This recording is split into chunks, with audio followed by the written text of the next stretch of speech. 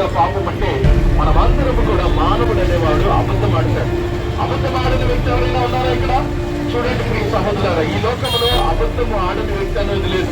మనిషి జీవితం అంతా కూడా అబద్ధం మీద కట్టుకొని బ్రతుకుతున్నది.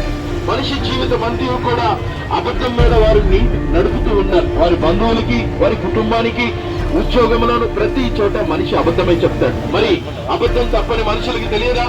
అబద్ధము తప్పని మనుషులందరికీ తెలుసు.